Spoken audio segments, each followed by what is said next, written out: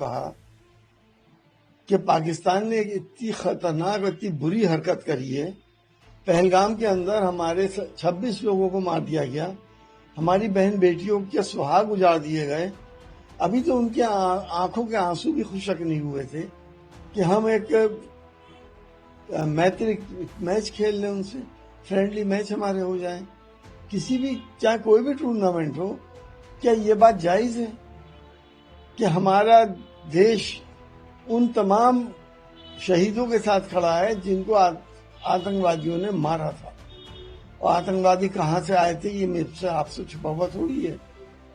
तो इस तरह के संबंध हमें नहीं बनाने चाहिए।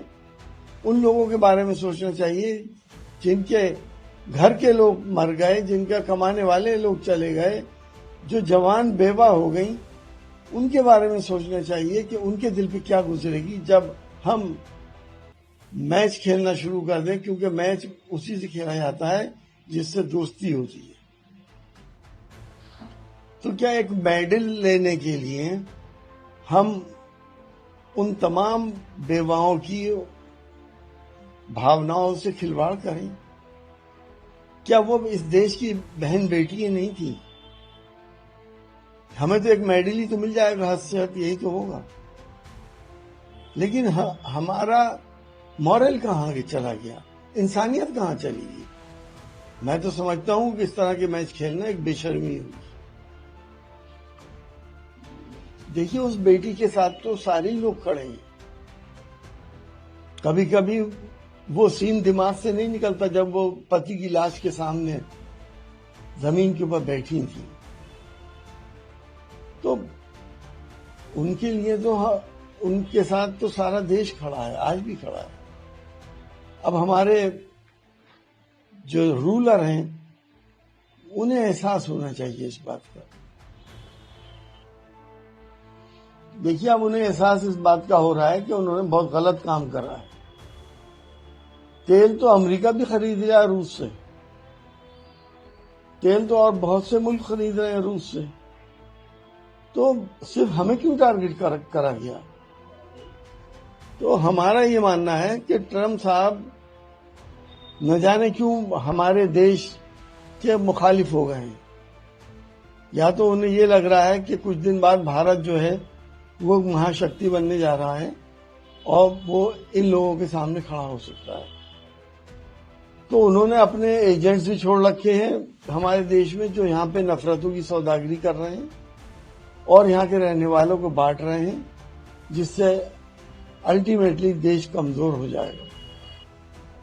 देखिए, यूरोप वाले भी तो खरीद रहे हैं वहां से तेल।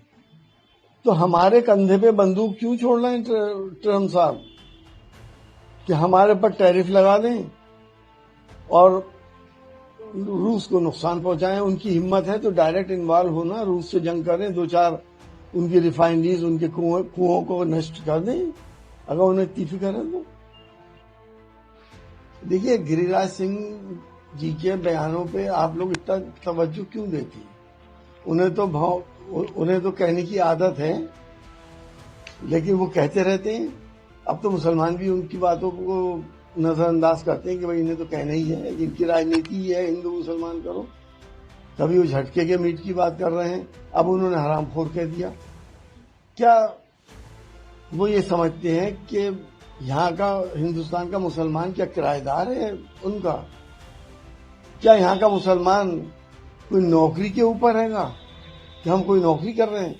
ये देश जितना गिरिराज सिंह का है उतना एसटी हसन का भी है।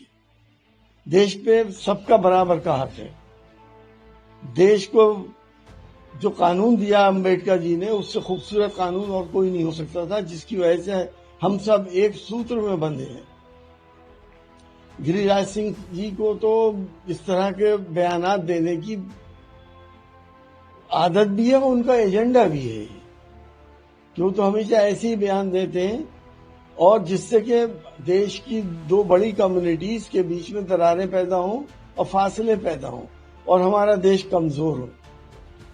उनकी भी इंक्वायरी होनी चाहिए कि उनका रिमोट किसी बाहरी हमारे दुश्मन के हाथ में तो नहीं है जो इस तरह की बात करते हैं।